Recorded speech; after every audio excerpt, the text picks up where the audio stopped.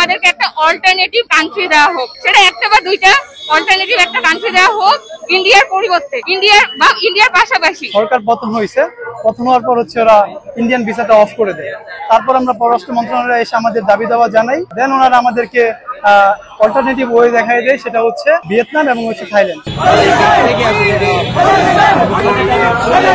আমাদেরকে একটা alternative country দেওয়া হোক, সেটা একটা বা দুইটা অল্টারনেটিভ একটা কান্ট্রি দেওয়া হোক ইন্ডিয়ার পরিবর্তে, ইন্ডিয়ার পাশাপাশি। কারণ ইন্ডিয়াতে আমরা যখন হচ্ছে আবেদন করতেছি, অনেক সময় আমাদের দেখা যাচ্ছে যে আমরা স্লট পাচ্ছি না।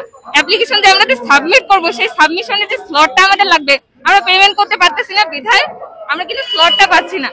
তো এটা একটা ইন্ডিয়ান ভিসার জটিলতা আছে, এটা আমাদের সেকেন্ড হচ্ছে দাবি যে আমাদের ইন্ডিয়ান ভিসার যে জটিলতাটা আছে সেটা যেন কমিয়ে ফেলা হয় বা সহজ করে ফেলা হয়, যেন আমাদের এই অক্টোবরের প্রথম দিকে যে স্টুডেন্ট গুলো যাবে, ইন্ডিয়া যাবে বা ইন্ডিয়াতে ইন্টারভিউ আছে যাদের, তারা যেন সহজেই ইন্ডিয়া যাইতে পারে বা ইন্ডিয়ান ডাবল এন্ট্রি ভিসাটা পায়। ডাবল এন্ট্রি ভিসা ছাড়া কিন্তু তারা যাইতে পারবে না।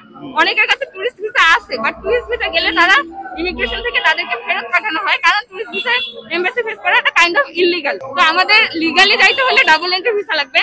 আমরা হচ্ছে সাবমিট করতেছি, কাগজ ডকুমেন্ট সাবমিট করতেছি, বাট তারপরে হচ্ছে আমাদেরকে কিন্তু ভিসা রিজেক্ট দিচ্ছে। এই যেমন আমি আমার কথা যদি বলি, আমি 9 তারিখে সকল আমার রিয়েল ডকুমেন্টস গুলা জমা দিছি, বাট আমি 19 তারিখ পর্যন্ত তাদের কোনো খবর নাই। 19 তারিখে গিয়ে আমি সাদা পাসপোর্টটা নিয়ে আসছি। কিছুদিন আগে আমাদের হচ্ছে ইন্ডিয়ার ভিসা বন্ধ করে দিয়েছিল শেখ হাসিনা সরকার পতনের পর। তো তখন হচ্ছে আমাদের ইউরোপগামী যে স্টুডেন্টরা, তারা হচ্ছে বিপদের সম্মুখীন হয় এম্বাসি ফেস করার ক্ষেত্রে।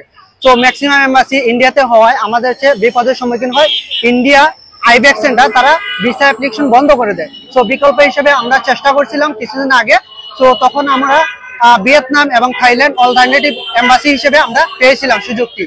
যতদিন না পর্যন্ত ইন্ডিয়া তাদের ভিসা আবেদন স্বাভাবিক না করছে, ততদিন পর্যন্ত তারা, তো আমরা ওইখানে অল্টারনেটিভ হিসেবে আমরা এম্বাসি ফেস করতে পারবো। কিন্তু তো কিছুদিন যেতে না যেতে আমরা আসলে এখন পর্যন্ত কেউ এম্বাসি ফেস করতে পারে নাই। মূলত কয়েকজন মানুষ এম্বাসি অ্যাপয়েন্টমেন্ট ডেট নেওয়ার পরপরই ইন্ডিয়া ঘোষণা দেয় যে, ওই ভিয়েতনামে কনসুলেটকে বলে দেয় যে আমরা ভিসা কার্যক্রম স্বাভাবিক করতেছি।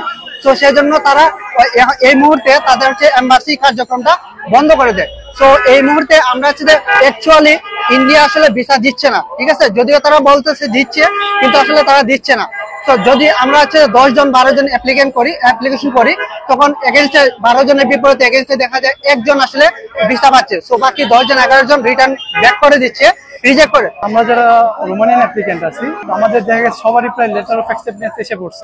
এখন এর মধ্যে দেখা গেছে আমাদের যে সরকার পতন হয়েছে, পতন হওয়ার পর হচ্ছে ওরা ইন্ডিয়ান ভিসাটা অফ করে দেয়। তারপর আমরা পররাষ্ট্র মন্ত্রণালয়ে এসে আমাদের দাবি দাওয়া জানাই, দেন ওনারা আমাদেরকে অল্টারনেটিভ ওয়ে দেখায় দেয়, সেটা হচ্ছে ভিয়েতনাম এবং হচ্ছে থাইল্যান্ড। তো আমরা এতে অনেকটা স্বস্তি প্রকাশ। দেন কিছুদিন যেতে না যেতে ওনারা কি করে, ইন্ডিয়ান যেই কনসুলার সেকশন আছে, ওনারা ভিয়েতনামের যেই কনসুলার সেকশন আছে রোমানিয়ান, ওদেরকে জানাই দেয় যে ওরা আমাদেরকে ভিসা দিতেছে। আলটিমেটলি তারা এটা করতেছে না। 20 জন যদি অ্যাপ্লিকেন্ট তারা জমা দিতেছে, তারা একজনকে ভিসা দিতেছে। তাহলে এক্ষেত্রে আমরা তো ইন্ডিয়াতেও যেতে পারতেছি না। আর এখন এমন একটা সময়, এখন যদি ইন্ডিয়া আমাদেরকে পুনরায় ভিসা দেয়ও, সেক্ষেত্রে আমরা আসলে ইন্ডিয়া যাওয়ার পর আমাদের এনরোলমেন্ট ডেট পার হয়ে যাবে, আমাদের রোমানিয়া ঢুকতে পারবো না আমরা। সেক্ষেত্রে আমরা সবাই বিপদে আছি। তো এক্ষেত্রে আমাদের অল্টারনেটিভ ওয়ে ছাড়া আর কোনো ওয়ে নেই। গত কয়েকদিন ধরে আমরা বিদেশে পড়ার জন্য বিভিন্ন সাফারিং হচ্ছে আমাদের জন্য। তো এই জন্য আমরা এখানে প্রেস ব্রিফিং করছি, কারণ হলো আমাদের অল্টারনেটিভ ওয়ে ছিল রোমানিয়া এম্বাসি থেকে আমাদেরকে অল্টারনেটিভ ওয়ে হিসেবে আমাদেরকে ভিয়েতনাম এবং থাইল্যান্ড দিয়েছিল, কিন্তু গত কয়েকদিন আগে এটা বন্ধ হয়ে যাওয়ায় আমরা এখন বিপদে পড়ে আছি। যার জন্য আমরা অনেক এনরোলমেন্ট আছে যা আমরা কভার করতে পারতেছি না টাইম অনুযায়ী। সেক্ষেত্রে আমরা আমাদের প্রধান লক্ষ্য হলো যে আমরা অল্টারনেটিভ ওয়ে হিসেবে অন্যান্য দেশগুলো চাই, যেমন আমাদের চাহিদা ছিল ভিয়েতনাম, এরপরে থাইল্যান্ড ছিল, সেগুলো রোমানিয়া থেকে দেওয়া হয়েছিল। এখন আমরা সেটাই আবার পুনরায় চালু যাচ্ছি এবং পাশাপাশি আমরা শ্রীলঙ্কাকে আমরা অগ্রাধিকার দিচ্ছি। তো এটাই হলো আমাদের মূল লক্ষ্য।